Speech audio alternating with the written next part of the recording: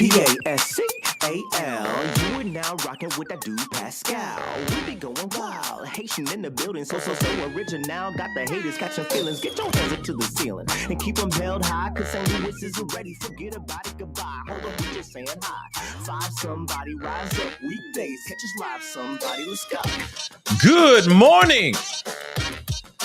Good afternoon and good evening, everybody. Welcome to the Pascal Show. Hope you guys are all doing well out there. Hope you find this show in great spirits, because that's what we need. Good spirits, good energies, and all of that good stuff. There is a case. This is a new one for you guys. New one for me too. But there is a case brewing out of San Antonio, Texas right now, where a lot of people are questioning what's really going on here. A young man is found gone after calling the police, saying that he was being chased, and then he's found gone. Of course, we're going to talk about a lot of this, but like I said, hopefully you guys are finding this show in good spirits, and we need to get justice. We need more transparency on this particular case. So do me a favor, before we get into everything, do me a favor. Hit that like button down below. Crush it, make it scream out your name. You need to do what you need to do. But I appreciate the reactions if you're watching on Facebook as well, or any of these other platforms I'm streaming on right now. Hit that stuff, please and thank you. Do not forget, if you are watching on other platforms or just want to follow me on these other platforms, Facebook, X/Twitter, Instagram, TikTok, please crush that follow button on those platforms. Please and thank you. That would be amazing. And of course, if you're watching here on YouTube, please don't forget to crush that subscribe button. Crush that subscribe button. Of course, if you want to support this channel and support me, please, by all means, hit that join button. If you're watching on YouTube, become a member of the family, okay? Or go over to my Patreon. We're starting to have some really great conversations over on Patreon, patreon.com/The Pascal Show. It's the ticker going across down below, right beneath me as we speak. So go over there, check it out, and become a member over there. Support if you can. That would be greatly, greatly appreciated, okay? Anyway, guys, we got to get straight into this. This is still... It's like a frog in my throat. I'm sorry, guys. But this is still a very new case. I mean, it's been going on for a little while right now, for a few days and all that. But still, the end result has been absolutely devastating for a family in St. Louis. Now, what I'm talking about is this young man. He is 25. Some reports are saying he's 26. I'll explain here why it's even more tragic because of his age. Not only just because he's young, but because of it. Some reports say he's 25. Some reports say he's 26. I'll explain in a little bit. And it's very sad. But this young man, his name is Jarvis McIntyre. He went out to San Antonio to celebrate his birthday with family and friends out there in San Antonio. He was in his car. I guess it was the last day that he was supposed to be there. He gets in his car. He checks out of the hotel. He gets in the car that he rented through Toro. And suddenly, all hell breaks loose. He makes a phone call to 911, basically saying that a racist is following him. This is the only time I'll be able to say that word, unfortunately, guys. Was chasing him. And then he went missing. The family was sitting there, have been pleading to the public for any details on his whereabouts. And then just a little bit ago, his body was suspected to be found. And his mother had to ID him by his tattoos. So that gives you a general idea of how his remains were found. He was ID'd by his tattoos. That should give you an idea of what kind of savage scenery that was left behind on young Jarvis McIntyre. Now, we're going to talk about this. We're going to get into this conversation, and we got to talk about a bunch of things because this happened in San Antonio, Texas. Some people are talking about San Antonio, Texas being a sundown town. I know some of you guys don't know what a sundown town is, which we are going to talk about. I don't know if this is a sundown town because that would be new to me. It's a very heavily metropolitan area. Lots of people of all races, of all walks of life live in the same area of San Antonio. But it does not mean that these R words aren't running around doing terrible things to innocent people like Jarvis McIntyre. Now, I will say this right off the bat. First and foremost, this always grabs at my heartstrings instantly because I am a black man. I do travel quite a bit. And I always fear that I will be making the same 911 call as Jarvis McIntyre did before he lost his life. No black person, no person of color should ever have to go through what Jarvis endured, no matter what. So we're here to have that conversation. So if you guys can, please do me a favor, hit that like button down below.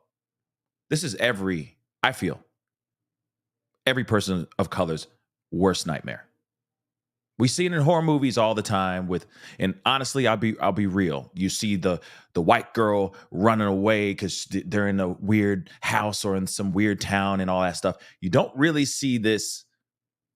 You don't hear about that. I mean, you hear about those kind of stories, but there's a lot of black men and women that literally, people of color that literally, this is our nightmare. This is our nightmare happening in real life. So, again, we need to talk about this because it's a big, big problem. Big problem. And this young man should still be alive right now. So we're going to get into some things. Let's get into this conversation. Again, 25, 26. I mean, technically he would have been 26 years old if he was blessed enough to live one more day. Because he perished the day before his 26th birthday, guys. So we're going to talk about this, and we got to look at this. But I want to share this with you guys too, because there's a whole community of people that are absolutely shook by this case. And again, it's still mysterious because you're going, what happened to this young man? What happened? What was the last few moments of his life? What happened? Who did he encounter? What actually happened here? Why did what went down go down the way it did? Now, I want you to see this down below. Just so you know, June 10th is his birthday. He passed on June 9th, the day before his 26th birthday, y'all.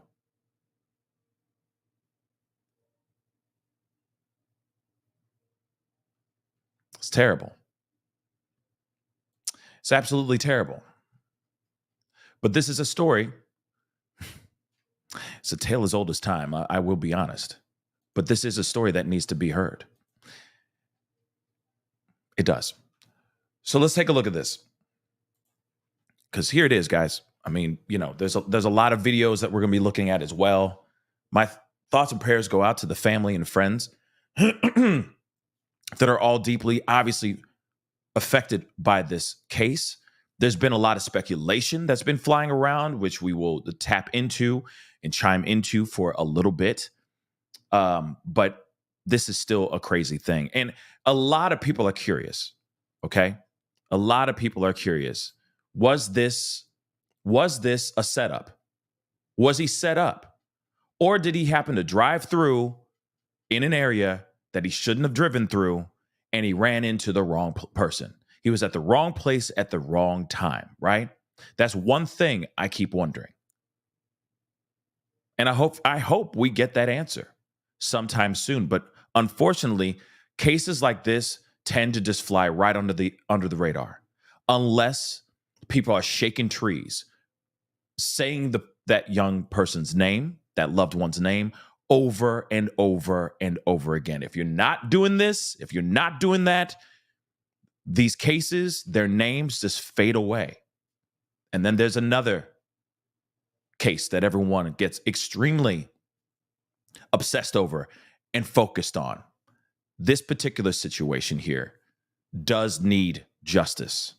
This young man did lose his life by the hands of somebody else. We're going to talk about it because we did talk about another case last year of another young man, same situation, saying that he was being chased by a group of men. And then he was never found, or they could not find him. Then they found his remains, skeletal remains. Pretty crazy stuff, guys. Like I said, this is a tale as old as time. Like, we hear this stuff a lot, all right? A lot.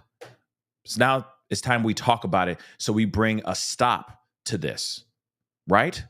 So let's take a look at this. So he's a Navy vet, by the way. Jarvis McIntyre, 26 years old, or 25, however you look at it, all right, was found gone in Texas after telling 911 he was running from an R in a San Antonio park. Okay? And yes, Sadie, this screams Jelani Day as well. Or there's elements that scream Jelani Day for sure. Okay? So, the body of a 26-year-old Navy veteran was found in San Antonio Park after he reportedly told 911 he was running away from an R word. Got to use these code words, unfortunately, guys. Jarvis's body was found in John James Park in the northeast of Texas, okay, the third largest city, on on Friday, June 14th, just after 9 a.m. But he was last seen nearly a week before that on June 8th near Holbrook Road, between Riddiman Road and Corrine Road, both of which lie near the park the veteran was found in. His mother, Monique Williams Tippett, told local media that San Antonio police revealed his son has called 911 because he was running away from a monster. I'll just use that for right now. His mother says she and her family believe someone hurt her son because he was black and gay. Here's some photos of him, of course. And you can see the tattoo, at least this one. You can see a tattoo right there on his chest, right? Again, let me remind you, allegedly he was identified. He was ID'd by his family by his tattoos. That should tell you something, guys. His tattoos. That means whoever did whatever they did to him, they did something terrible to his head or his face. Just saying. Apparently, they're still doing autopsy to see what his cause of demise is. Miss Mula, just so you know, they're still looking into that right now as we speak. Okay? I want answers now. I want this person found, she said, adding that her son didn't deserve this. They took my baby's life for no reason. McIntyre had flown to San Antonio from St. Louis to visit his two sisters during his birthday weekend. He was supposed to go back home on Sunday, June 9th, okay? But he tragically never made it home. His rental car and belongings were found just a block away from John James Park, where his body was found. His mother, stepfather, brother, and aunt flew to San Antonio on Wednesday to put up missing person posters. And we're going to go back to the car situation too here in just a minute. So here's another photo of him, of course. Okay. Tippett said she told Bexar County medical examiner that the tattoos on the body that was found matched up with those of her sons. The medical examiner has not officially confirmed the identity of the body or how the person has passed.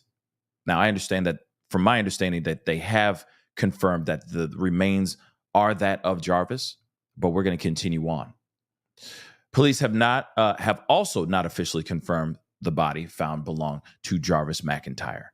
Tributes for the dead veteran poured in following the news of his demise. Family, friends, and loved ones took to social media to express their sympathies. Jarvis's aunt said in an Instagram post, "Lord, please send your angels down here, spread them all around for my cousin Monique. If you knew her relationship with her son, it would hurt your whole soul." A close friend wrote underneath one of his Instagram posts, "We should not be writing RIP to you. This is crazy. I hope your soul gets justice."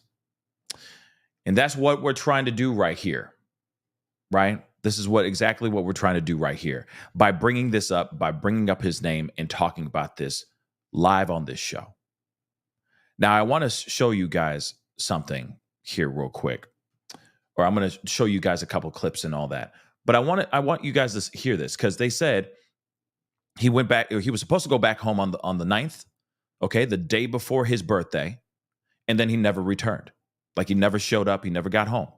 Now, from what I understand, he used a driving app, a drive share app called Toro. Now, Toro is basically it's an Airbnb for cars. So if you really want to a nice ride, a nice little whip, that kind of thing for the weekend, you can do that, right? You don't have to go through Enterprise or any of these car rental spots because a lot of times they don't really have that stuff available unless you're like in LA, Vegas, or Miami, right? So you can go through this app and you can go and rent out anything you want, right? It's a Porsche, a nice Mercedes, whatever it is, right?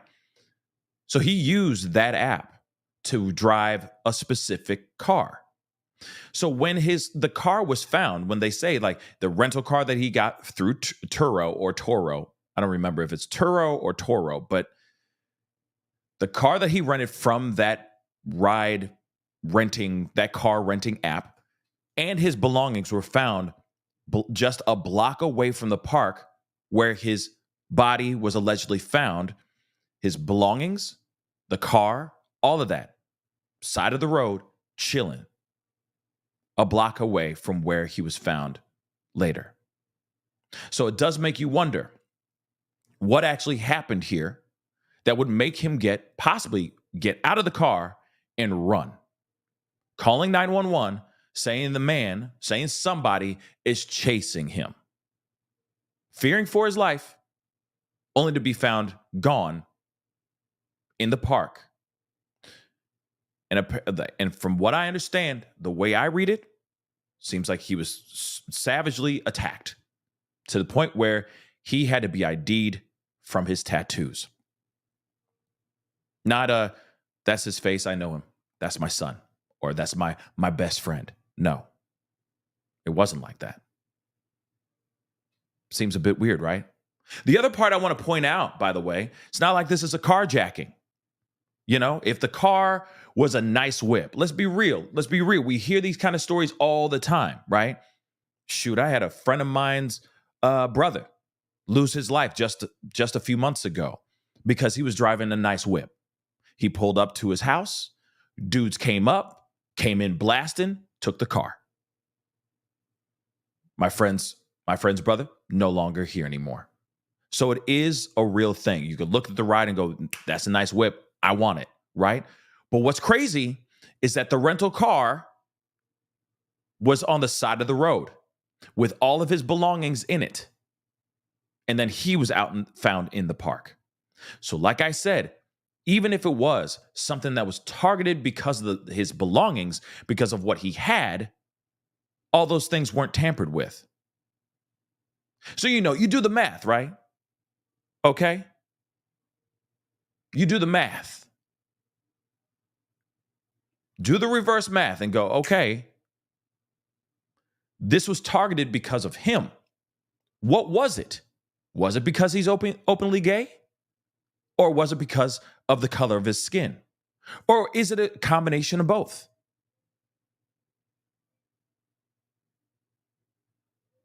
Questions that I have. Because, like I said, this has nothing to do with his money or the things that he has, the possessions he has. This apparent person that did this, that clearly did this, didn't care about the car either, which I'm sure was a nice ride. But it has nothing to do with his spoils, all right? Nothing. And they still took this young man's life. So, of course, I got questions, a lot of questions revolving around this particular case and what happened to this young man. Because I keep wondering, okay, I'd be side-eyeing the rental app, the Turo app. I'd be side-eyeing the hell out of it. Because let's be real. You're telling me the person who's renting out that car doesn't have a GPS locator or a tracking system on their car to make sure that person ain't just taking the car and just driving off to Miami, just stealing the car and all that. So that car was being tracked. I'm not instantly saying that it's the guy who's renting his car out is the guy, but I'm hoping that they're looking into that, because that part don't make no damn sense. There are a couple other theories that I have in my mind, of course.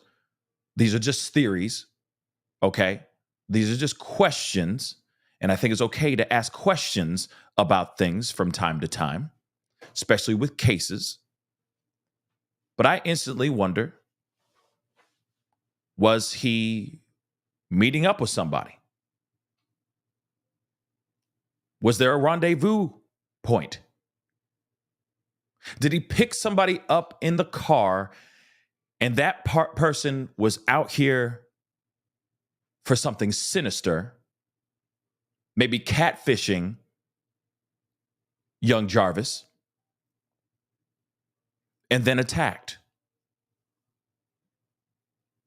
young Jarvis? That's a possibility. I know that way back in the day, I don't know if it's a thing anymore, but I know way back in the day, it used to be a thing where men would moonlight, if you get what I'm saying, in parks. He was found in a park. Maybe he was meeting somebody there. Maybe this was a rendezvous point, meeting them at this park. And then all this goes south really, really fast. Like I said, could he have been lured in?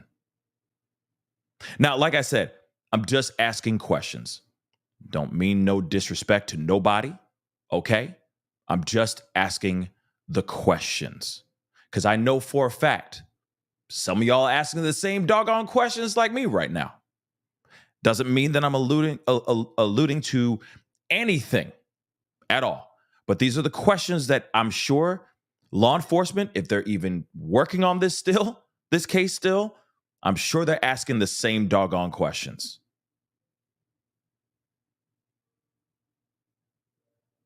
But maybe he was there. Maybe he met with somebody. Maybe he was trying to do, just have a little fun before he left. It's the day before his birthday. Maybe he was just trying to go and, get a little quick hookup, have some fun, do what he do, right? And that he ran into the wrong person. He could have picked somebody up. He could have had a conversation with that person in the car, but that person was shady or that person was acting odd. And then suddenly something tragic happened, right? There's that possibility too. There could be a thing where the car is being tracked by the owner. And this owner knows that this man is driving that car. He may not know about his sexual orientation. He just may know he's just black and he doesn't like that either.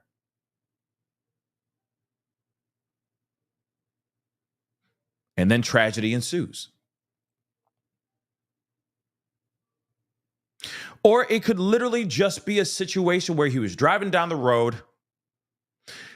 I know I'm painting out this scenario, but it could be that too. Driving down the road and a dude just picks him out. Just, he'll do for today. And then corners him, cuts him off on the road or something like that. Jarvis feels trapped. He gets out the car and starts running. He starts calling 911 as this monster is trying to run after him as well. That's a possibility too. But those are all questions that I feel should be asked. And hopefully, one by one, they can knock them down and say, okay, nope, it ain't that one, it ain't that one, and it definitely ain't that one. So we still have this one right here. So let's look at that, right?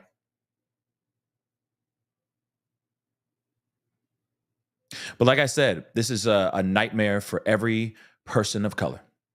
Everyone, at least me as a black man driving through particular parts of town, terrifying to me. Absolutely terrifying, especially when the sun's going down. Okay. Instantly I got, try that in a small town. I'm like, nope. I'm going through this town as fast as I can because those sundown towns really do exist. Oh, they most definitely do. The only thing is that I'm very surprised about the idea of it being San Antonio. I just think San Antonio could just have monsters just like any other metropolitan town, right? Metropolitan city, okay? But still, very, very interesting and very, very tragic. We got some video clips that I want to share with you guys. You know what I mean? And like I said, all I ask, okay, because I know there's been heavy focus on so many of these other cases, so many others, but this family, this young man needs our help. And one thing that you can do that's so simple, one thing that you guys can do that is so simple is share his face. Hashtag his name. Say justice for Jarvis in a hashtag. Bring awareness to this particular case. Just like the previous case that we just did. Just like when we had talked about Indigenous women, which we'll be having more conversations about that here, hopefully later on this week. We need to bring more awareness and more conversations out here other than just the cases that we are obviously very, very focused on and obsessed with. I get those pieces. The Karen Reed case, all those things. I get that. But these cases also need light under the sun too. And I know I automatically sit here and I'm get on my soapbox and say these things all the time. But this is important too. These cases are important too. Because this happens way too often. And it needs to stop. It needs to stop. Let me share with you guys a video. Hit the number one. Let me know you guys can hear this. A family from St. Louis is searching for their missing loved one. 26-year-old Jarvis McIntyre is a Navy veteran who traveled to San Antonio for his birthday weekend. He was supposed to return home Sunday, but never. Let me play that again. All right. A family from St. Louis is searching for their missing loved one. 26-year-old Jarvis McIntyre is a Navy veteran who traveled to San Antonio for his birthday weekend. He was supposed to return home Sunday, but never made it back. This morning, San Antonio police reported a body found a block away from where McIntyre's car was found. Right now, police are not connecting the two cases, and his family says their search isn't over until they know where he is. KENS 5's Rania Kaur joins us in the studio now with the efforts to find him. Rania? Deb, the family tells me Jarvis McIntyre was last seen on the east side. His phone last pinged in a neighborhood off Riddiman Road near the HEB and shopping plaza. That's where they've been, sharing posters and looking for any sign of him. I want to know. I can't leave here not knowing. I want to know. I got to know. Jarvis McIntyre is 26 years old. He was in San Antonio before his birthday weekend to visit his sisters. Since coming Wednesday, the family now knows the last cell phone ping was from a neighborhood behind this complex on Riddiman Road. His car was found just a block away from John James Park off Holbrook Road. Now, again, like I said, I hate to drive this home, but I keep wondering, was he going out there to rendezvous with somebody? Was he out there to meet up? Maybe it was a quick hookup, whatever. Maybe he was on Tinder. Maybe he was on, any of these other apps, right? Grindr, etc. He could have been on these other apps talking to people saying, hey, let's meet up here, so on and so forth. Then he pulls up in that area and then he gets ambushed. Now, one thing that's interesting, I want to point this out.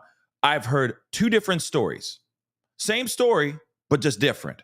I've heard when he made that 911 call, he said men, not just a man, but men. But then I also have heard it was singular, that it was just one man chasing him down. That's one thing that I'm still trying to get clarification on, because I've heard reports on certain news reports, they're saying it's just a man. And then other ones, they're saying it's men, multiple. Regardless, it's still bad, and he needs to get justice for sure. But he was getting chased down. And the question is, was it just one man or was it more? But look at this area that allegedly he was at. This is not good either. Okay? That's odd. Very odd area to be found in, right? Or to have this, to go and meet up with somebody. I'm going to roll that back a little bit so you guys can see this, okay? And of course, this is family and friends. Of course, they're down there, boots on the ground, trying to get, at that time, they're still down there, from my understanding, because they want the truth. They want to know what the hell happened, understandably, right?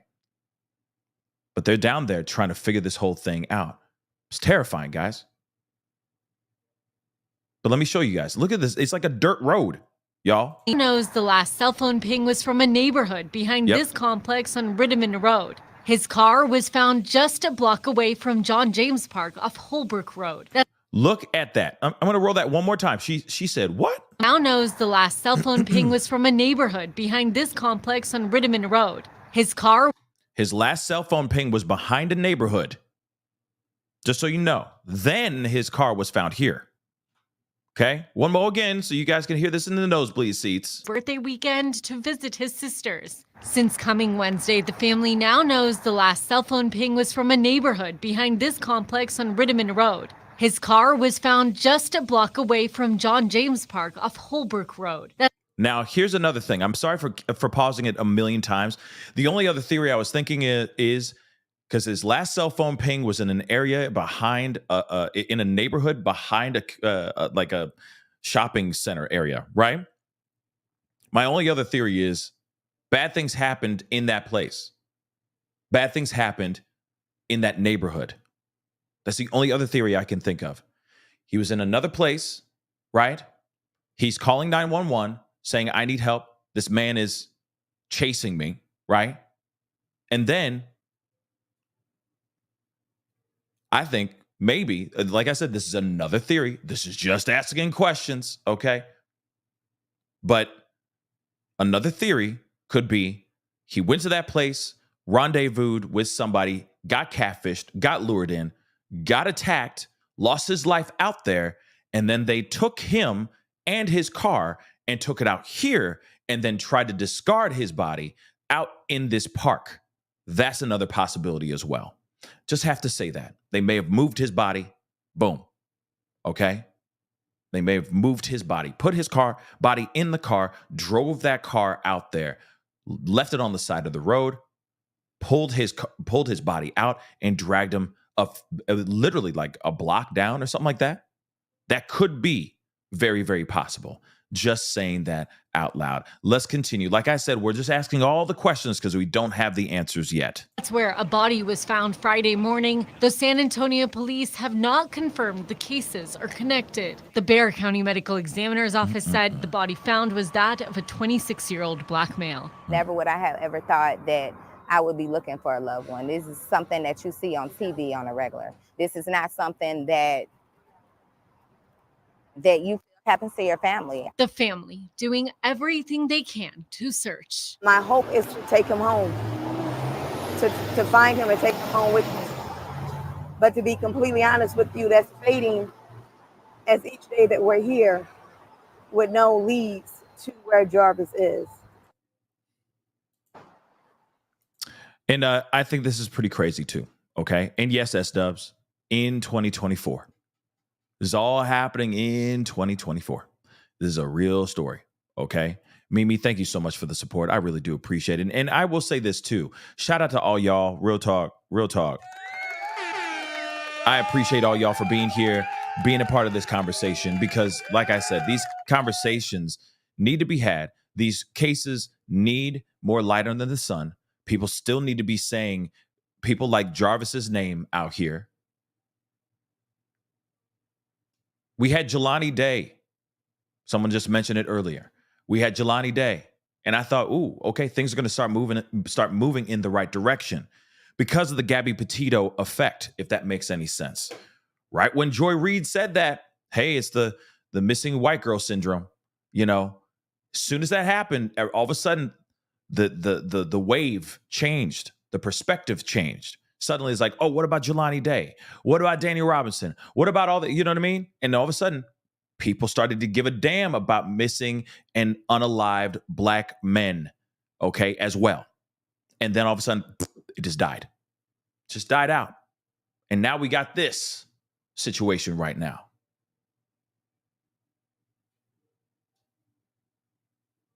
Does she know, man, black men are getting attacked all the time. Black men go missing all the time too, guys. And a lot of times, not a lot of times, but sometimes their unfortunate demise is at the hands of a racist monster. Just like allegedly what happened to Jarvis. You got him calling 911 and saying he was being chased by a very specific type of person. A person who does not like the color of his skin.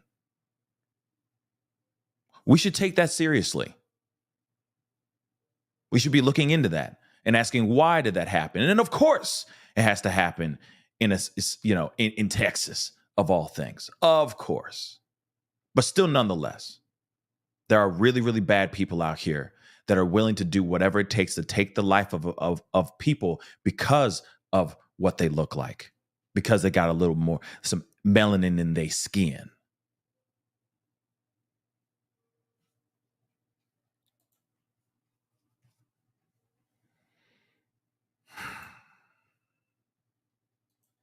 We're continuing on, though. We got more.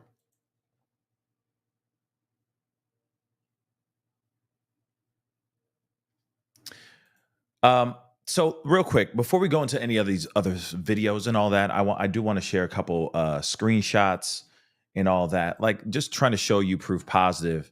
I mean, he was down there. It looked like he was having a great time. He was out there with his family, and just saying like, hey, I missed my siblings so much. This is so therapeutic. This is days before he lost his life, y'all. Look, I mean, he looks happy and he's with his fam. They're kicking it. You know what I mean? They're hanging out. They're doing what they do. That's a beautiful thing, man. That's beautiful. Here's another one. Him with his sister. Okay. Another one. Okay. It says sister up there with a heart face emoji, whatever the heck you want to call that emoji. But look at him. He's having a good time. He's with his family. He's celebrating his life. One more rotation around the sun type of thing. You feel me? And now he's gone. Now, I will say this, okay? There have been some crazy speculations running amok about one of his siblings being involved, possibly being involved in the mysterious unaliving of Jarvis. Now, I want to say this. Let me preface all this. It is a speculation. It is a rumor that has just been flying like crazy. I have no proof of this. I do not know if it's true or not. That is just a theory that has been out here. And of course, we need to talk about that. Okay. Now, one of the things that has been said is that I guess this particular sibling was about to get evicted from their home. And after he goes missing, after he loses his life, suddenly her eviction is lifted because she was able to pay off what she owed in full. Now, I don't know what that means. I really don't. But that is something that people have been putting out here and talking about, speculating like crazy. There's also been speculation or rumor saying that these certain siblings or this certain sibling was not cooperating with police, which, by the way, I have yet to see any proof of that as well. Okay.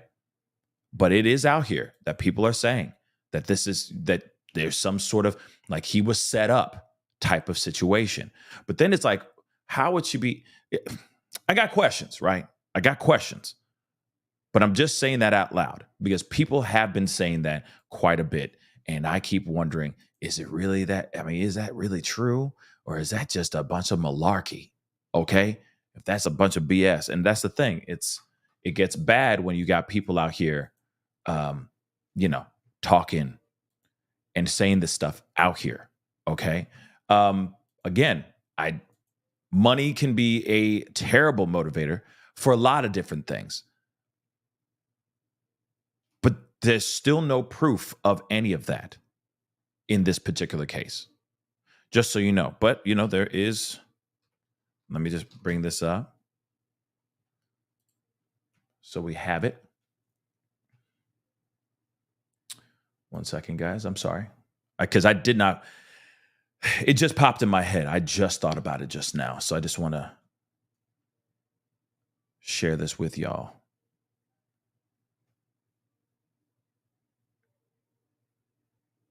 Hold on. Is it this one? I think it's this one. Hold on one second, guys. I'm sorry. Sorry about this, guys. It just popped in my head. So I'm like, all right, let me just pull this up really quick so you guys can see what I'm talking about.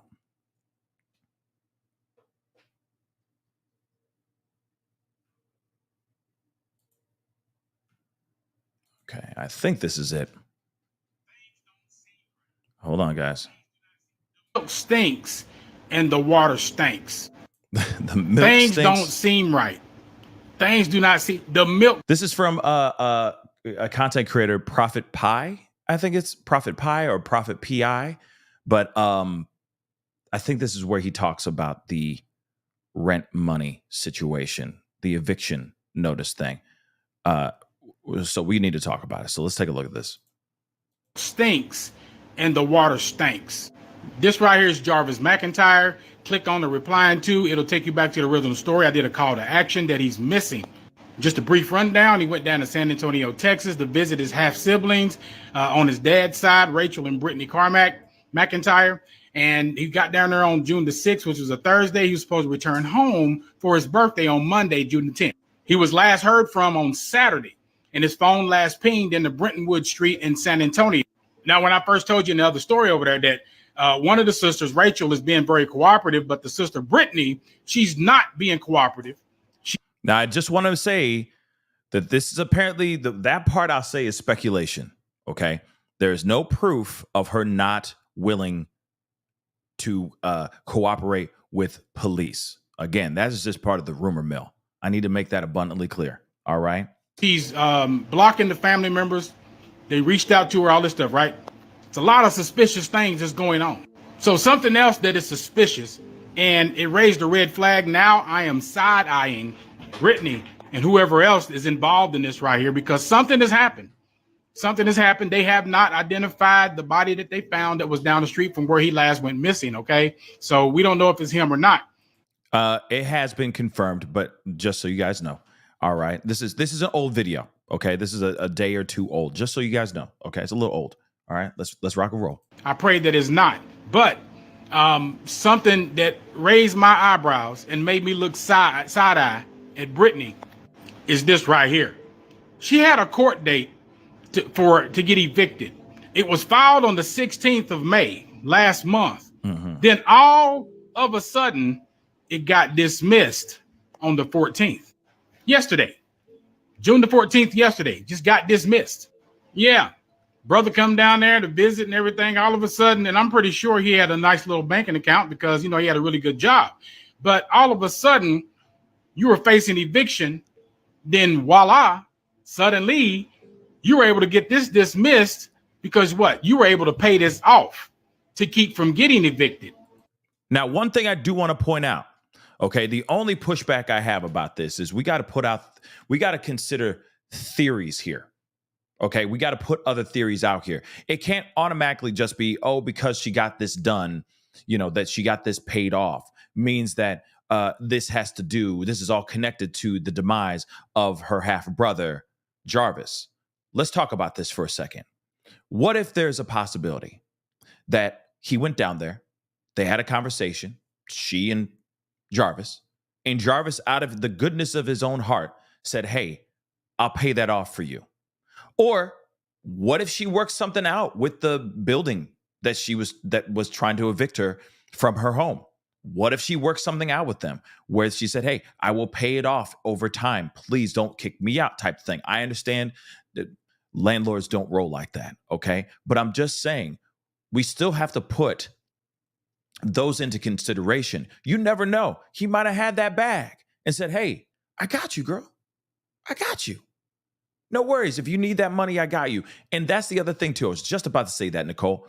The other thing is that I feel like you would be able to see the transactions.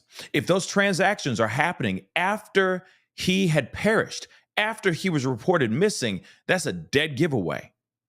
Dead giveaway that something is bad, okay? Now, I know there's no payment plan on rent. I know. But what I'm just saying is, what if she worked something out with the landlord? What if she worked out something with the building, with the management, building, property management, right? There's a possibility of that. Maybe they gave her more. Maybe they said, hey, we'll give you some grace. Something like that. Anything is possible right here. I know it looks suspicious as hell, but we have to ask all the questions too. And of course, yeah, that would make me side-eye the hell out of a person too, because the timing is crazy. Crazy. But does it automatically mean that she hired or hooked up a monster of the racist kind to take her own half-sibling's life? That's some nasty work, y'all. That is some nasty work. I just have to ask the questions because, like I said, it's all speculate. It's not just because you see paperwork doesn't mean that we know the full truth. Let's see the bank statements. That's where we're going to see the Carfax, right? We'll see the Carfax there.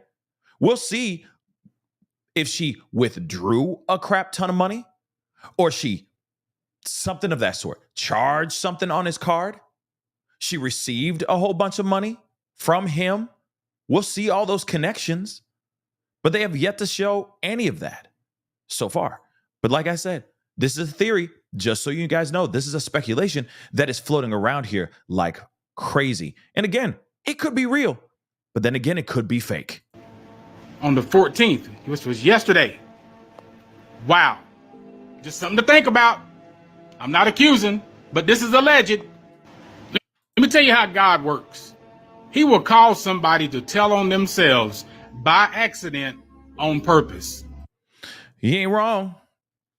He ain't wrong, but I would want to see the receipts, okay? Show me them papers, all right? Show me the bank statements. Show me all the transactions. Show it all. Because it's tough. It's a terrible thing. It's a terrible thing to automatically go, oh, that person is the person who did it because of, because she financially was able to pay off her back payments and rent. We're quick to just jump down that and just point the finger. We have to be careful. Let's see the bank statements. And if that is the case, I'm hoping law enforcement is doing something, right? Doing something about that. Let's continue on. Because she even said something too, which I want to share with you guys as well. All right. She made a statement. She spoke out and she has some things to say, which I totally understand. I understand that the feeling. It's, this is terrible. No matter what, your brother, your half brother is gone. He loses his life in such a tragic way. He even calls 911 and says it's a specific type of monster, if you get what I'm saying, in our word, running after him. He didn't say, it ain't her. Like, my sister's trying to kill me. My sister's trying to kill me. He's not saying that. He's saying in our word is chasing me. Fearful for his life because of a man or men were chasing him down. Now, the only other thing I can think of before we go into her statement is that if there was any type of connection, if she was connected to this tragedy, that she set this whole thing up, that maybe she got paid to hook him up with Jarvis in this terrible, terrible way. I mean, that's the only thing I can think of. Yeah, tired as a mother. He didn't say sister. He said man. And he did. Or men. They like I said, I'm hearing two different things. I'm hearing man or men, singular or plural, right? But at the same time, the only sinister thing I can think of is she hooked up somebody to hunt and unalive her own brother. She got paid to hook it up. This guy really wants to do something, he really wants to go hunt. Okay, let me hook it up. That's the only theory I can see. That's the only possibility I can see. That's diabolical. That's terrible. But there's no proof yet. Like I said, bank statements will say everything. Bank statements will say everything. Real quick, before we go to her statement, let me grab these. Mimi, thank you so much for the super sticker. I think I already pulled that up, but thank you so much. S-Dubs, do you know for sure he was gay? This is what the family has been saying in statements and all that. I guess so. I'm just taking it from what we're hearing and gathering from these news, from these articles as well.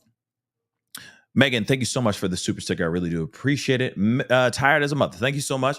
Theory, isn't it believed Caleb Harris might have been meeting up? He's from San Antonio. Based on Caleb's Reddit, that is speculated. I've heard about the Reddit. I've heard about the speculations. But all I've heard is that it's speculation. It is a theory that's out here, but I have yet to hear anyone from any family covering the Caleb Harris case. I have yet to hear them talk about that at all. So it's a theory. Is that theory right? I don't know. Because like I said, I haven't heard it. I haven't heard anything from the horse's mouth yet about that. And of course, there's hasn't really been any new updates on that case at all, which is very, very frustrating. But again, I will say this, though. It's not uncommon for men to meet up. It's not uncommon for them to have a rendezvous point, a place to rendezvous. They go onto an app, maybe a Reddit, or any of these other apps, these dating apps, etc., and say, hey, meet me here. You're cute. You're cute too. Let's meet here at this time. Bet. See you then. You see what I'm saying? So that is a possibility that he may have just met up with the wrong person. That Jarvis pulled up, maybe to that neighborhood, or maybe over there. You never know, too. He may have met him at this neighborhood, and they're like, hey, let's go grab a drink or something like that, depending on what time he was actually what time he was actually picking up this person in this neighborhood. And then he started to drive. And then maybe they were like, hey, why don't we go over here? You know, this will be a fun place. You know what I mean? It's like, I don't have my hotel. I just checked out of my hotel room. You know, I'm supposed to be leaving, you know, blah, blah, blah. Right. Okay. Well, we can always go here. And then they go to the park. And then all hell breaks loose. That's a possibility. Not too far from the neighborhood where he last pinged. So they're driving. He banks a left or a right down the street. And then next, you know, boom, tragedy starts happening. Gets out of the car and he starts running for his life. That's a possibility. They haven't really told us either. They haven't told us as well about his injuries, what he actually suffered before he passed. All we know is that it was savage enough that the mom could not identify him by his face. He had to be identified by his tattoos. That says a lot, guys. That says a lot. Now, this is the sister's statement that I want to share with you guys, okay? And again, I appreciate all y'all for being here. Please do me a favor because it helps with the show, helps with this story. Hit that like button down below. Crush it, crush it, crush it. Please and thank you. Hit that like button down below, all right? And of course, if you're watching on other platforms, please be sure to hit that reaction button and all that as well. And if you can hashtag Jarvis McIntyre's name out here, that would be greatly, greatly appreciated. Do not forget to crush that subscribe button. Of course, hit that follow button if you're watching on any of these other platforms. That'll be greatly appreciated. Okay. All right. You know, we got to do that because this is how we pay the bills here. Okay. So look at this. This is what she said. The past few days have been more than just stressful. They've been devastating. My character has been tarnished and utterly shattered by a fabricated narrative that never held a shred of truth. The falsehoods implicated me in my own brother's disappearance, okay? Because I guess he goes by Cisco Mills as well, all right? But by her own brother's, Jarvis's disappearance / demise, a cruel lie. Throughout it all, I've consistently cooperated and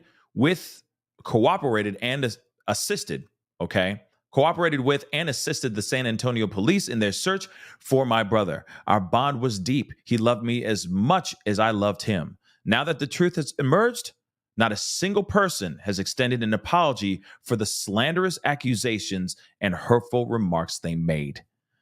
I share this statement not only to express my pain, but to mourn the loss of my sibling. Life is too fleeting to dwell on malicious intent. Instead, I choose to pray for those who directed vile hatred towards someone who only spreads love.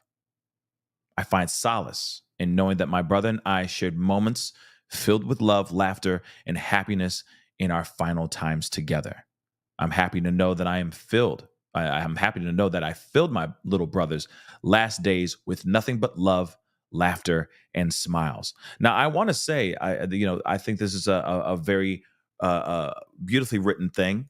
And yes, I think it's very important for us to not jump off into the deep end so quickly and just automatically go, oh, she the one. You never know. I'm not sitting here saying that she's not. I'm just saying there should be, let the investigation, if the investigation is still ongoing, let the investigation do what it needs to do. I think it is crazy how quick people will instantly go, oh, you know, we all do it. We all have our knee-jerk reactions, right? We see something like that and we see it as odd and suspicious, you know, that activity. She was up on the about to get kicked out of her crib, and then all of a sudden, whole thing's paid in full on the 14th. That's crazy, right? And it does make you side-eye it. But at the same time, I'm going, okay, before we automatically make false judgment or, you know, false accusations at a person right off the bat, let's see what law enforcement is seeing. Let's see what the paperwork says, because there will be a paper trail, if that money was taken from him, or if she was paid by a particular person. Let's be real. If she was paid by a particular person and that transaction is done via bank, like she was wired that money or something of that sort, that will tell us they can link that transfer, that wire transfer, to the person who actually transferred the money. And then if that person has something to do with the demise of Jarvis, then boom, there you go. There it is. Then there's a setup, but we have no proof of that. All we have is accusations and speculations. Just saying. But moving on.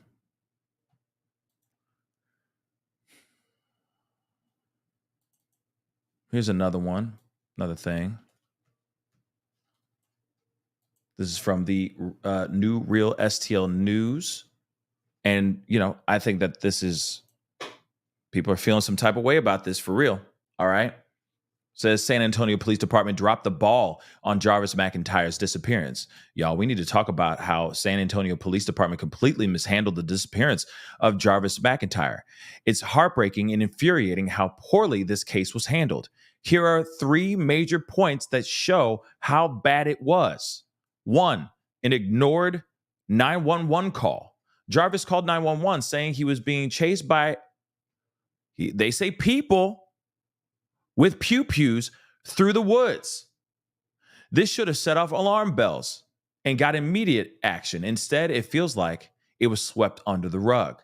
2, lack of transparency. From the moment Jarvis went missing, the San Antonio Police Department failed to keep his family and community informed. They barely provided any updates or support. It's like they just didn't care enough to put in the effort to find him. Man. 3, historical racism from the police department. Let's not forget that in 2020, a local group called a local group called San Antonio a Sundown town and issued a travel advisory for Black people. Sorry, I got to use it. I haven't used it yet, so. San Antonio, Sundown town, travel advisory for Black people. This town has a history of our tension. Okay, got to use these code words, unfortunately. And it feels like Jarvis's case was just another example of how Black lives aren't valued there. Why was this labeled as a sudden demise with initial articles released stating that no foul play was involved? Now it's a homicide. It's beyond frustrating to see this kind of neglect and disregard. Jarvis deserves better. A lot of perished deserve better, for sure. Okay? His family deserves answers, justice, and respect. San Antonio, do better. Now, I want to say the breakdown of this is spot on. Yes. Jolly good show. Yes. 100%. I agree. It is interesting that the 911 call was made and then nothing happened after that. What's up with that? If their response time was lackluster, that's weird. That's a little weird. Yes, lack of transparency.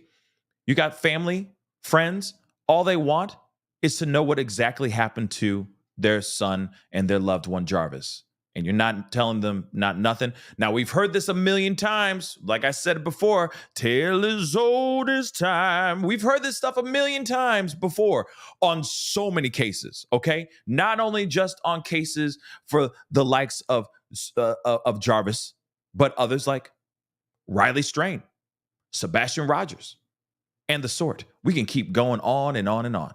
We hear that all the time about the lack of transparency, the lack of communication with that victim's loved ones. Because you know for a fact, these victims' families, all they want to know is what actually happened to their kid. their loved one. That's all they want to know. And they want to know if you're doing everything you can to figure it out. They don't want to hear, oh yeah, we're working on, we're playing a lot of things close to the chest, ma'am. No, we want to know exactly what you're doing. Tell me how what is it that you do? Can you can you give me a little bit of a tiny morsel? Can you just give me a little bit of a crumb? That's all I need to know. Give me a little something. Give me something so I can just be cool for the day. Because if you really are looking into what's going on happened with my son or my daughter, you know for a fact I'm going to be hitting you up, asking you what's going on. So just ease my mind, knowing that the investigation is still ongoing. Give me something so I know something. If it's like, yeah, we caught some we caught some security cam footage of your son's car pulling up to the area or turning the corner. Cool. Thank you for letting me know that. I don't need, if you need me to see the footage, cool. But hey, at least tell me that you're making progress. We're moving forward. We're not just staying complacent in one spot because my son has been found unalive. That's what also happens a lot. A body is found. The body's identified as such. And they go, well, that we can close that file. That case is closed. It's like, no. Hello. They said it was people chasing this man, my son, in the woods. So you're telling me the people of San Antonio should be scared right now because there's a monster or monsters out there in these streets up to no good, trying to do diabolical, nasty work. Come on now. Come on. So if you got these guys out there and you know that my son is no longer here anymore, you should be doing everything you can to chase these mother lovers down. So tell me what you're doing to make that happen. That's all I need to know. You can, like I said, just little breadcrumbs, baby steps. I understand. It's an investigation. You can't tell me everything, but just give me something. But see, that's the problem. I think that every single family has that problem. Every single family. We heard it on Riley Strain's case. The family went on News Nation live and said, hey, we've been trying to talk with MPD or Metropolitan Nashville police about such and such, and they're not telling us anything. There's no transparency with them. They're not, it feels like they're not even trying to help with Riley Strain's case. Remember all that? We've heard it over there, and that's in Nashville. And Riley White. So it's a story that we've heard a million times. We heard it about Sebastian Rogers. And guess what? A white kid too. Same issues. So it's beyond race, okay? Beyond the color of skin. But it's the general consensus. It's like, hey, 5-0, law enforcement, popo, police, sup, give them something. Stay in contact with the family. Let them know that you are still doing everything you can to help bring justice for their loved one. Because as soon as you don't send them a text or send them a call that one day, they're instantly believing that you're not trying anymore. And there's nothing wrong with them feeling that way.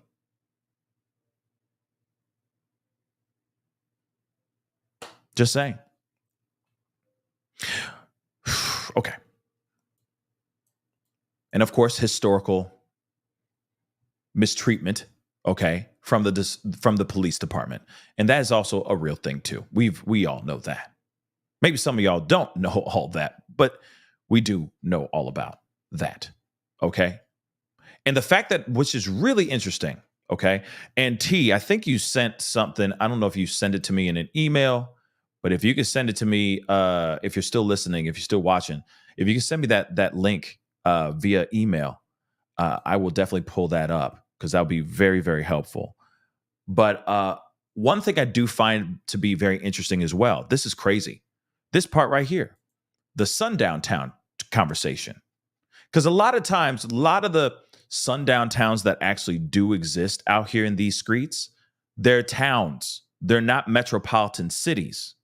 The fact that you have in 2020 A local group called San Antonio a sundown town and issued a travel advisory for Black people in this sundown town, or in this city, by the way, because they consider it to be a sundown town. That's crazy. San Antonio, heavily metropolitan area.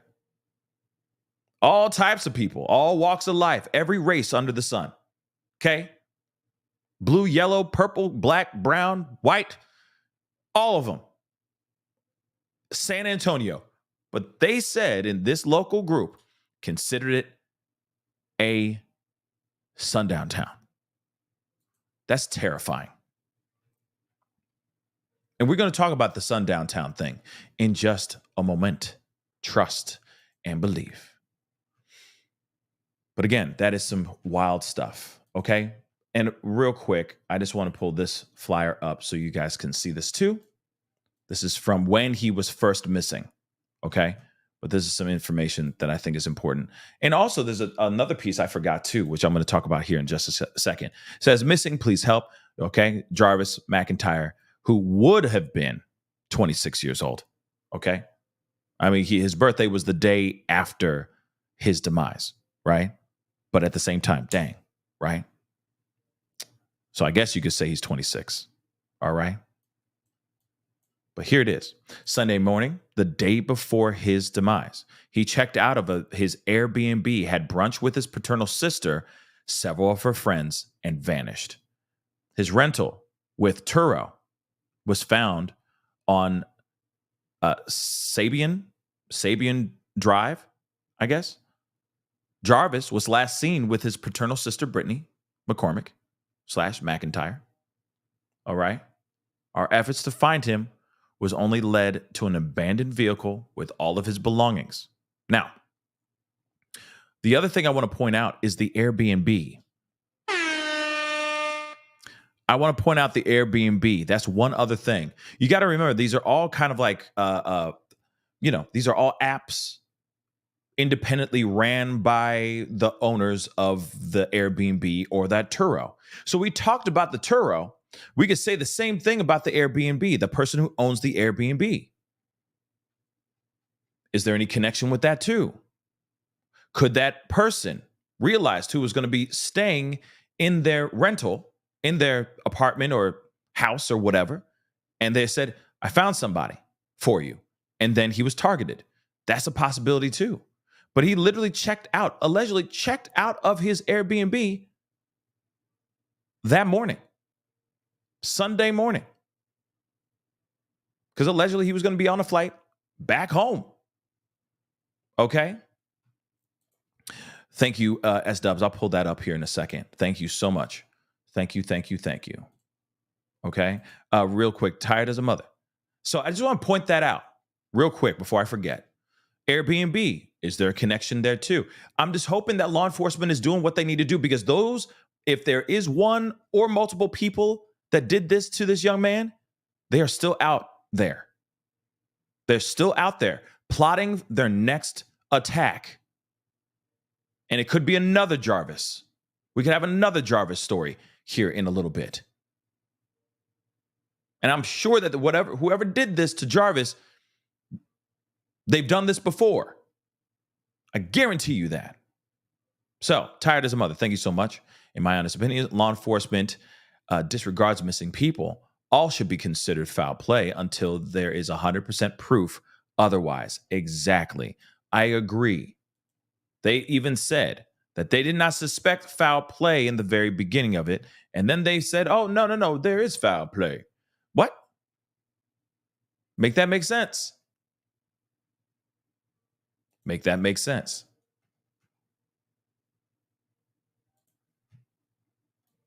Like I said, let me show you.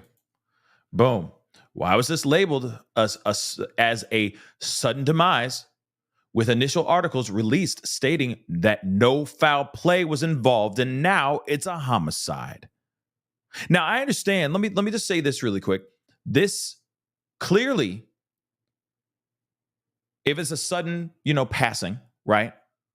Clearly, this could be a situation where an investigation is always ongoing, right? An investigation is always growing. It's always changing. It ebbs, it flows. It may go one route, and then next thing you know, they find out more information. They go, wait a second, no, it's not. It is foul play. You know what I mean?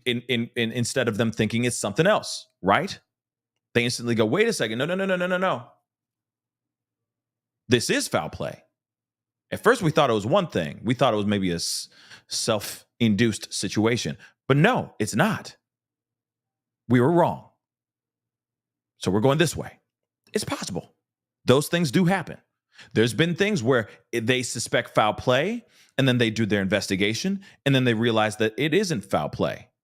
But what sucks is that everyone hears the initial reaction. They hear the initial news of there is foul play. And then all of a sudden they find out there's no foul play, and everyone comes up with their conspiracy theories and speculations. They go, oh, now they're trying to cover it up. Why are they trying to cover it up? You see what I'm saying? Because of what they've already put out to the press, what they've already put out to the media, which is there's foul play. And then later on they go, oh, no foul play. Whoops, our bad. After doing some investigation, we realize it isn't foul play. It's bad. It doesn't help. Because then everybody's side-eyeing the police in the situation. And then they automatically think that there's some sort of cover-up. You see what I'm saying? It just, the snowball just keeps getting bigger and bigger and bigger, no matter how many ways you try to stop it, right? It's crazy, okay? But I just wanted to pull that up really quick. Hold on one second. I'm gonna pull up this too. Developing tonight, pain and looking for accountability. A family from St. Louis claims 26-year-old Navy veteran Jarvis McIntyre was killed, and now they're demanding answers. McIntyre was visiting San Antonio from St. Louis to celebrate his birthday with his sisters. He was last seen a week ago, Saturday, June 8th, near Holbrook Road on the east side. On Friday, SAPD did find a body at John James Park near where McIntyre was last seen. Although SAPD nor the medical examiner have confirmed that the body is McIntyre, Monique Williams Tippett, McIntyre's mother, said that she spoke with the Bexar County medical examiner and believes that the tattoos on the body are consistent with her son. The medical examiner did confirm the body was that of a 26-year-old black man. The family believes this may even be a hate crime, and they're desperate for justice. I mean, clearly, this is an HC. For sure. That's how I see it. Now, I know some other people out here might beg to differ, but you can go on and differ the begging, okay? Because I think this is a hate crime for sure. I'm asking anyone who has information on this that can assist the police department or assist me and my family in finding the men who have taken my son's life. I want him found. Family members flew into town to help in the search for answers. Today, they also met at the park where they believe Jarvis's body was found so they could release balloons and honor his 26th birthday, which sadly, he did not make it to. He did not make it to his birthday because his birthday was the very next day. Okay? He lost his life the day before his 26th birthday, guys. And that's just terrible. All right? Absolutely terrible. I'm going to play another one here, though, real quick. Yep, here we go. Good evening. I'm Jeremy Baker. Our top story at 10, a family demanding answers a week ago. A missing Navy veteran from St. Louis was killed at John James Park, according to his family. They claim his body was discovered by police Friday. KENS 5 reporter Megan Reyna joins us live in the newsroom with the latest. Megan? One thing I do want to say before she goes in, I hope that they are looking into any apps that he used aside from the Turo and the Airbnb. If he used any dating apps of any sort, if he was on any other types of sites like Reddit and whatnot, trying to maybe rendezvous with somebody. Like I said, there's a possibility he just wanted to have some fun before he left. One last good time of hanging out or something like that before he left to go back to St. Louis. That is a good possibility here, right? Like I said, I got questions, But they should be looking at, hopefully they're looking at his phone, looking through his apps, seeing who he was corresponding with that day, if he corresponded with anyone other than his siblings and maybe his mom and friends back at home. Did he have conversations with people? Did he use these apps? These are the questions that need to be answered. Was he catfished and then cornered and then brutalized for his last moments on earth? Those are the questions that need to be answered. Let's continue. Well, Jeremy, the family tells me that police are treating this as a homicide investigation, but San Antonio police say they can't release any information until an autopsy is done. So they can't give out any information until they do the autopsy. Say what? Okay. But that's what's so frustrating about it. It's like, this is where people can look at this and take that into speculation world, right? The speculation station, you know what I mean? And it's frustrating. Okay? It's frustrating. Because I'm sure how he was found, man, I'm sure everything was right there. You know?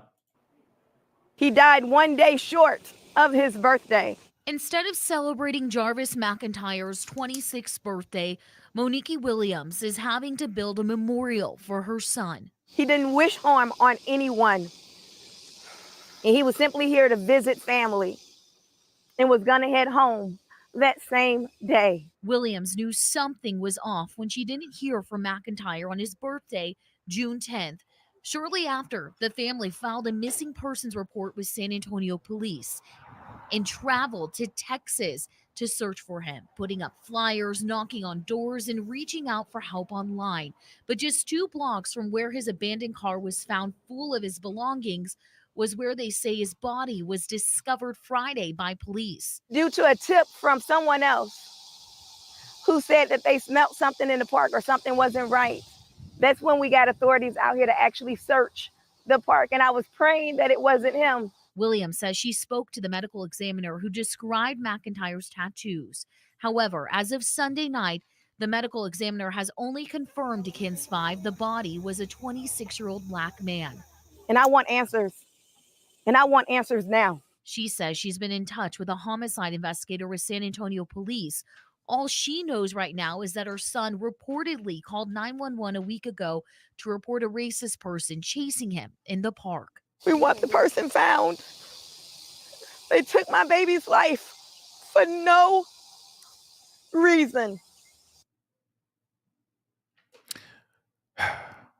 It's like I said, this is a very, very sad situation.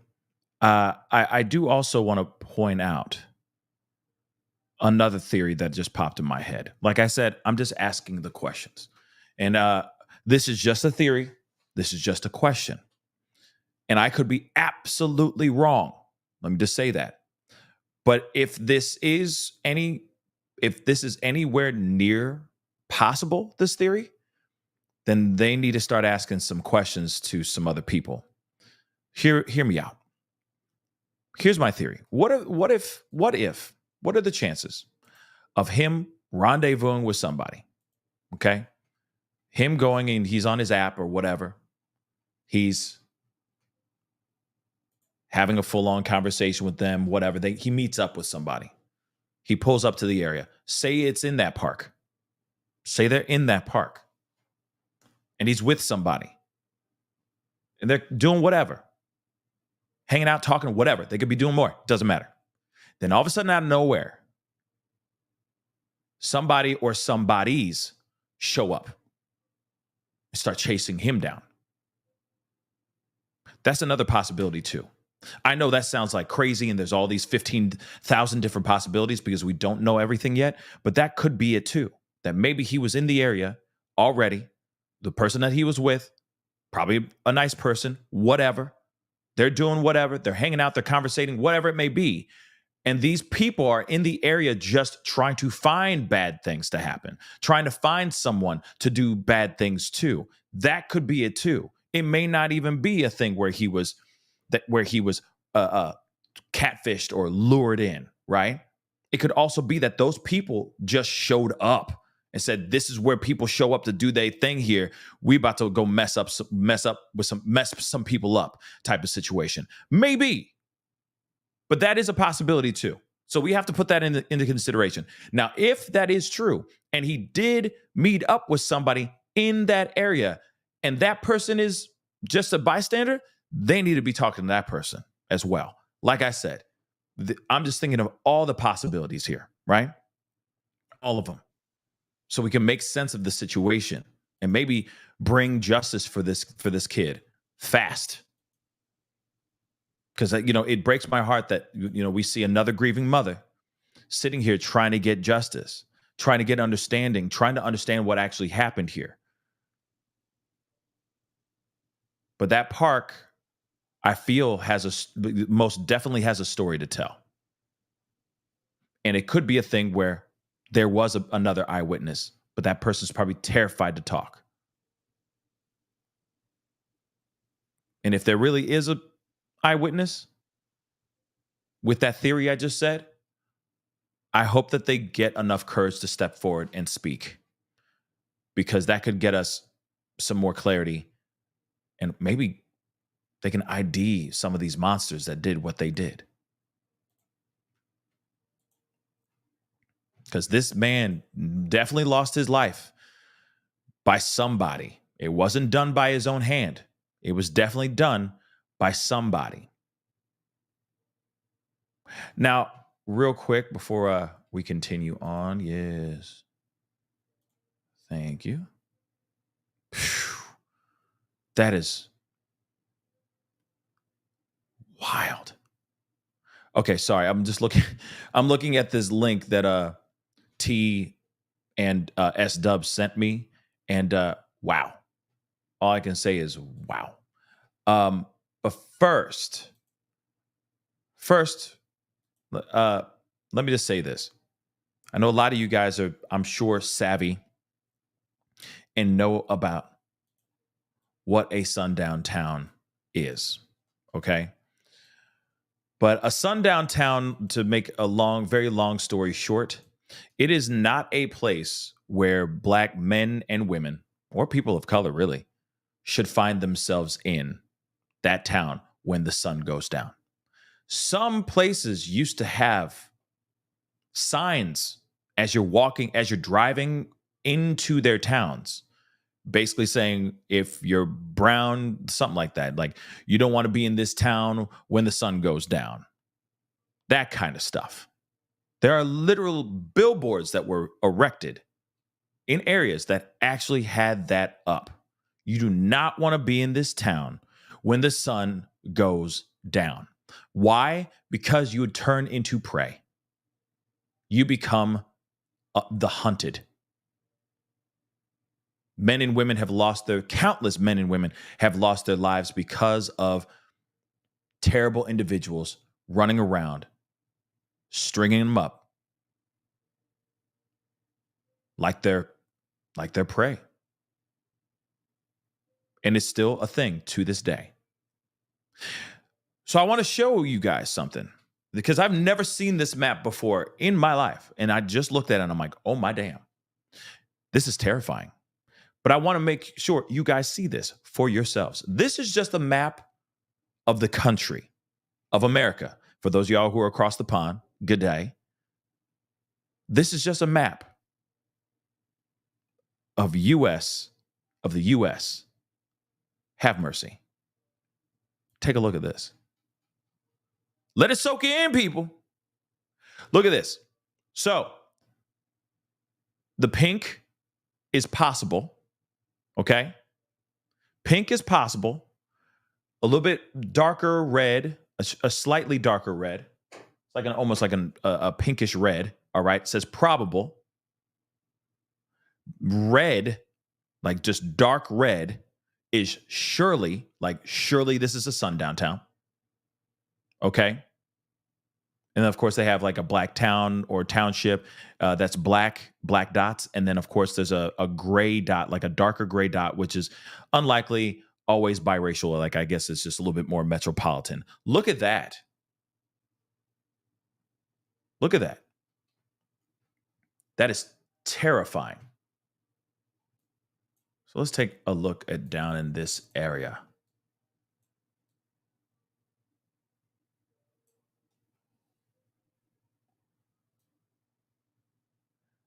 San Antonio says possible. That's San Antonio right here. Now, one thing I will say, I am kind of surprised about Texas itself. Okay, because I figured it would be a lot more condensed. I have figured it would be a lot more condensed in the southern states in general, right? But there'd be a lot more. But no matter what, look at this. Look at the Midwest. Just real quick, look at the Midwest area. Have mercy. All in Illinois. Illinois. That's scary, y'all.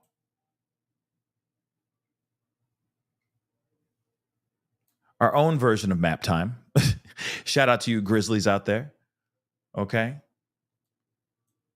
But this should be an eye opener for y'all. A sundown town is not a town or a town that anybody who is any person of color should be found it's hanging out at when the sun goes down.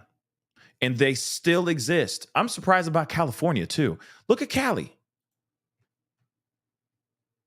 Even California, y'all. I'm surprised about California. Okay. But like I said, sundown towns actually truly 110% exist. They are out here. They do exist. People have lost their lives. There have been plenty of young men and women that have lost their lives. That it's like, where is Tyrone? Where is Michael? Where is Shanna? I'm just making up names. But like I said, it'll be like that. And then all of a sudden, no one cares. Sometimes these people are in these types of towns and they're never seen or heard from again. Let's keep it real. It is a real thing and is one of the most terrifying things I feel like every person of color should be absolutely fearful and vigilant, keeping their heads on a swivel whenever they're doing cross-country trips. Period, point blank. Let me show you. Nicole B just said New York. So this is New York area. Look at that. Mostly in Jersey. Garden City, New York. Levittown, New York. That's interesting. Seacliff, New York.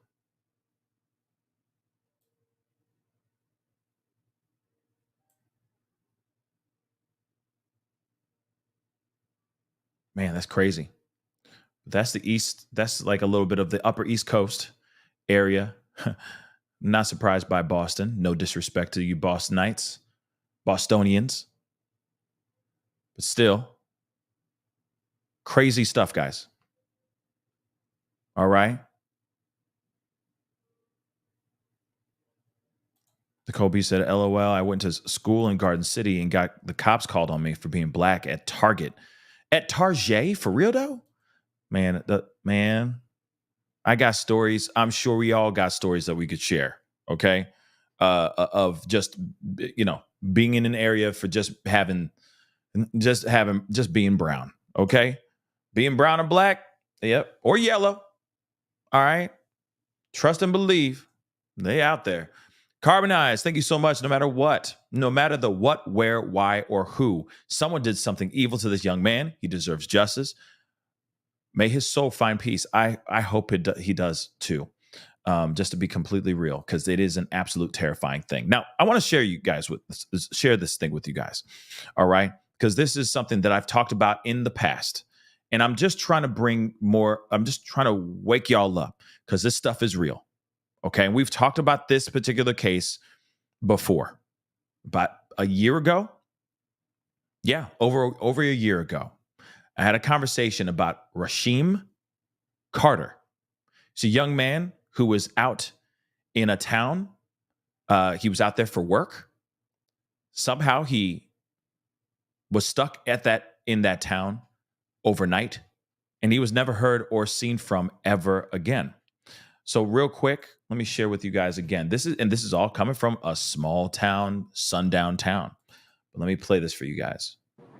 This morning, the family of a deceased Mississippi man demanding answers after an alleged brutal racist attack and a new set of possible remains after a series of other body part discoveries. According to police, 25-year-old Rasheem Carter was last seen in Laurel, Mississippi back in October. After complaining to his mom, he was being followed by white men in trucks yelling racial epithets. Sounds familiar? Now, I mean, we didn't hear about Jarvis being yelled at, slurs, right? But we did hear that he said that this person was actually racist. Why would you think that person that was chasing him happened to be racist? Think about that for a second. Think about it. You don't think you're telling me he was just chasing him and he just automatically assumed that this, I'm assuming, white person was chasing him down, and he just said, oh, he's just chasing me down because it doesn't like the color of my skin? Nah. It's called that dude or that person or persons were calling him slurs. We're screaming slurs at him as well. So, you do the math and you go, oh, these are all bad people, right? They're all R words. So when he calls the cops, calls 911 in a panic, it's because those people were saying very, very bad things to him, being very aggressive and chasing him down. If the person was not the R word, he would have just said, there's a group of men trying to kill me. That would be the only thing he would say. But he doesn't say that. Now, does he? Those people made their presence known, and they made it known that they wanted to do something very, very bad to Jarvis. And it's the same thing that happened to Rasheem. And this young man went through some things, period.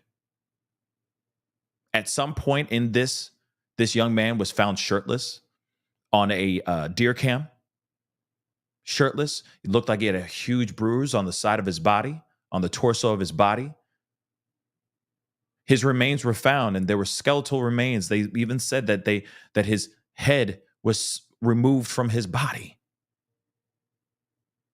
That whatever they did to this man was absolutely horrendous because he was in a bad town, because he was in a sundown town.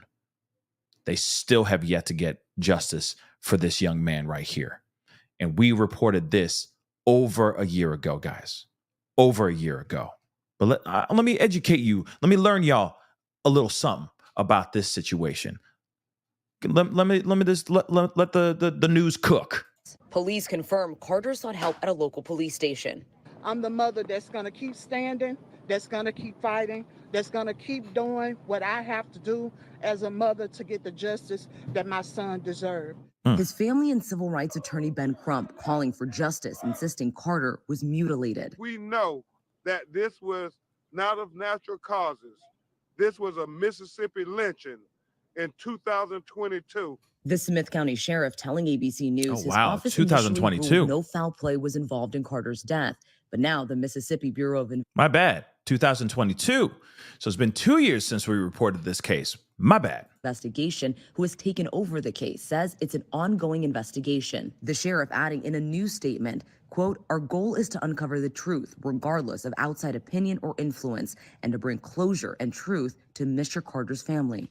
According to Carter's autopsy report, a cause of death is undetermined at this time. His mother accuses local authorities of trying to sweep this case under the rug. Sound familiar? Okay. Tale as old as time. Mississippi, all America is watching to see if you're going to do right by Rasheem Carter. Watch breaking news on YouTube. Okay. But like I said, we've heard this story countless times before, and we're hearing this same thing, which right here, found gone after he told his mom he was being chased. This is about Rasheem. Police said there was no reason to suspect. No reason to suspect. This is what was so crazy about this case. They said that there was no reason to suspect foul play. What? Excuse me? Say that again, come on. What did you say? No reason to suspect foul play? He was texting his own mama saying he was getting chased by men in trucks, hurling slurs at him. He was running and dodging and hiding for his life. At one point, he was hiding in a bush. He was hiding behind bushes, texting his mom.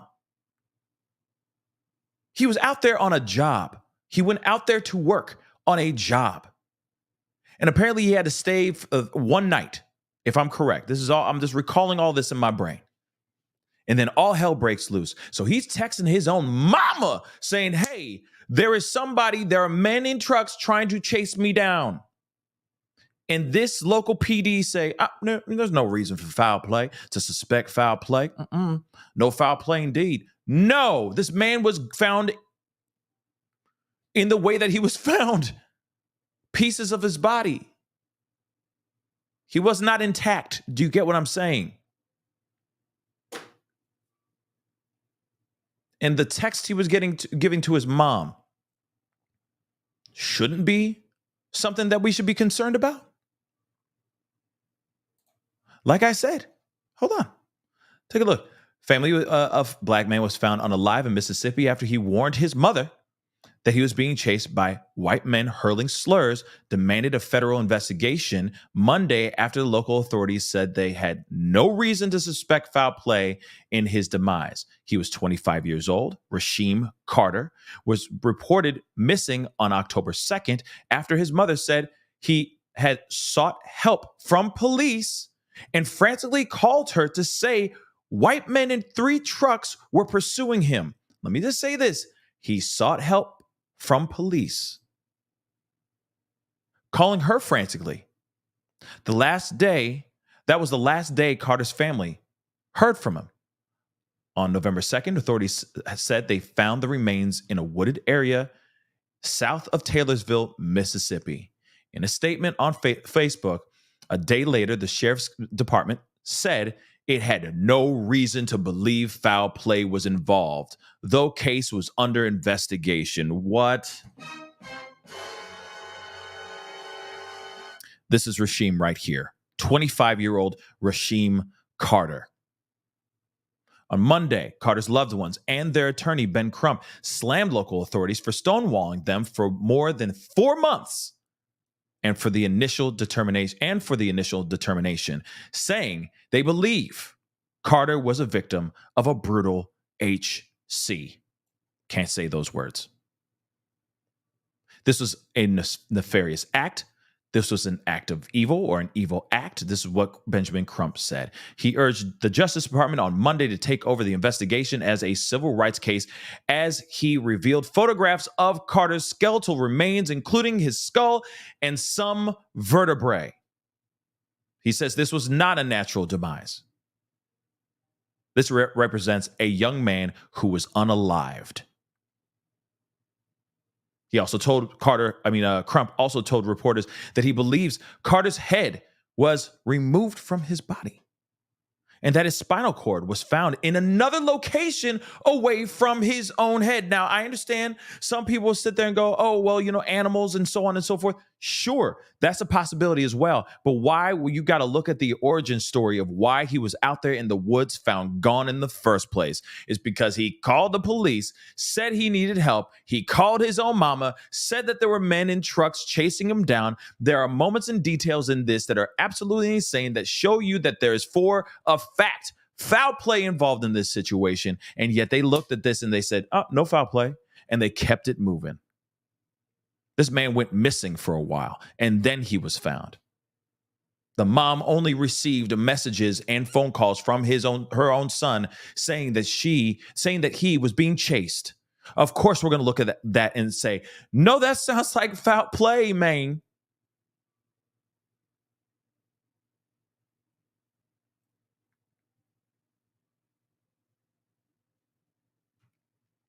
And I mean, that's just the broad stroke of this conversation, of that case. We talked about it years ago. I forgot how long ago it was, but we talked about it. Go check it out.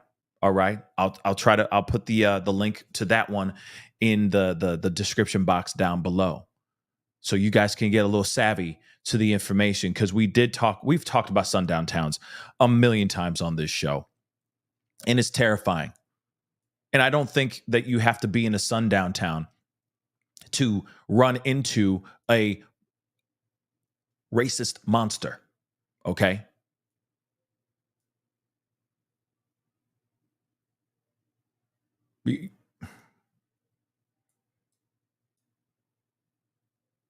That kind of stuff, those types of ideologies, those types of slurs, all that are everywhere. It's everywhere. Even in the most metropolitan of cities, there will always be at least that one person that you run into that's side-eyeing you or doesn't like you instantly because of the color of your skin. Some of them want to take your life because of the color of your skin. Doesn't matter if you're in a sundown town or not. But nonetheless, the fact that San Antonio has been penned as a sundown town, and it was issued a travel advisory for Black people, says a lot. You have a young man by the name of Jarvis who has lost his life because he was just hanging out with his family and spending a little bit of time on a little trip to enjoy his birthday. Another rotation around the sun, as I said before. And now this young man is no longer here because, well, somebody didn't like what they saw.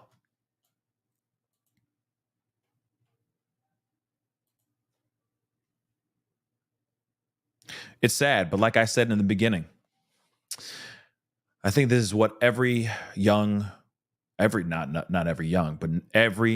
single person of color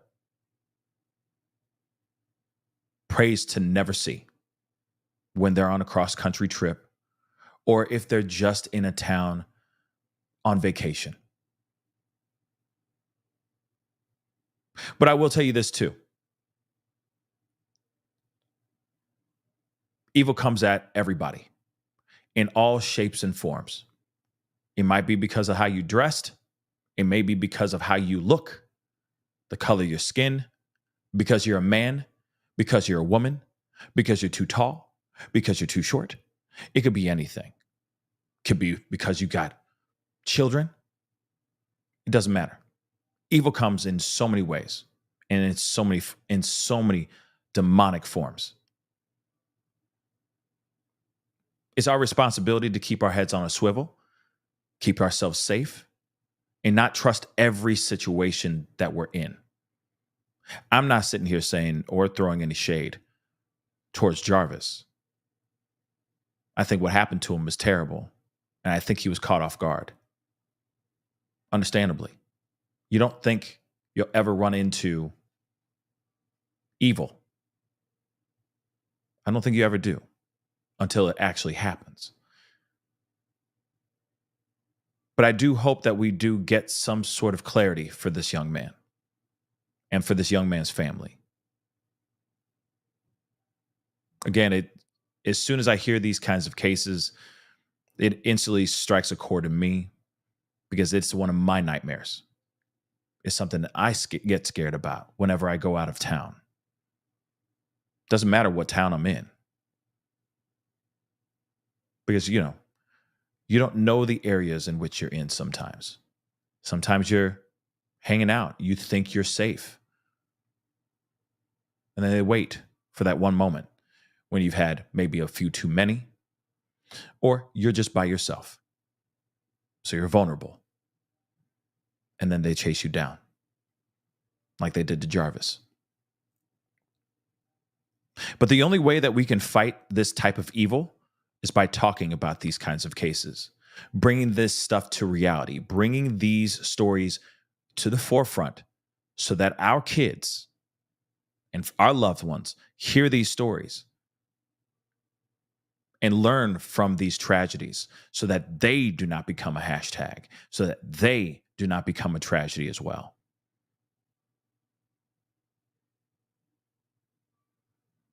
I'm praying for Jarvis's family. I'm praying for Jarvis too. May he rest in peace and may he get the justice that he rightfully deserves. I hope it's coming. One thing I'm really tired of hearing is how local PD ain't doing what they should be doing. And just because this person has been found gone does not mean that the case is done too. It's just a chapter in this book, in this case. So San Antonio Police Department, do the right thing. Find the monster or monsters that did this, because at the end of the day, that means San Antonio people, the people of San Antonio, have some monsters that they should be really concerned about. The people of San Antonio are in trouble right now because you got monsters running around here doing unthinkable things to people.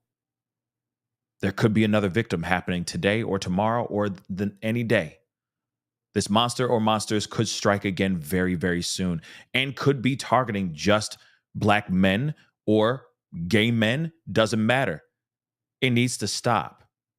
So San Antonio PD, please do your due diligence and catch these monsters as soon as possible. Anyway, guys, that is the show. I appreciate all y'all for being here. It really does mean a lot. Justice for Jarvis. Justice for Jarvis.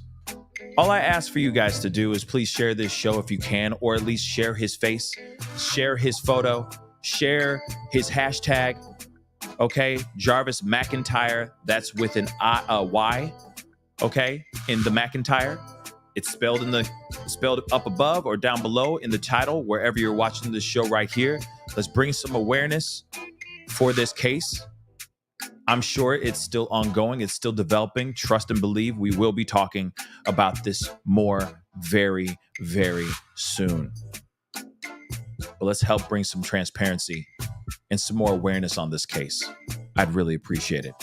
Do me a favor before we get going, hit that like button down below, crush it, make a scream out your doggone name. That would really mean a lot. Hit that reaction button if you're watching on Facebook. Share this feed if you're watching on Facebook. That'd be greatly appreciated. Please don't forget to hit that subscribe button if you're watching on YouTube, if you're watching on these other platforms like Facebook, X/Twitter, TikTok, or Instagram. Crush those follow buttons on all of those. That'd be greatly, greatly appreciated. Okay, guys? And of course, if you want to support the channel, hit that join button down below. Become a member of the family. That'd be awesome if you're watching on YouTube. And if you're watching and you want to support further, we're starting really great conversations over on Patreon. Patreon.com/The Pascal Show is on the ticker going down below me right now as we speak. Show some love if you can. Thank you. We'll be talking here soon. I'll be on a little bit later on today, okay, guys? But it's time to get going. Hopefully all you guys and mamas that wear the other hat too, hopefully you guys all had a wonderful, relaxing, fun-filled Father's Day. I know I did. Anyway, guys, it's time to get going. Be good to yourselves. Be good to one another. Talk to you guys soon. This is The Pascal Show. Bye.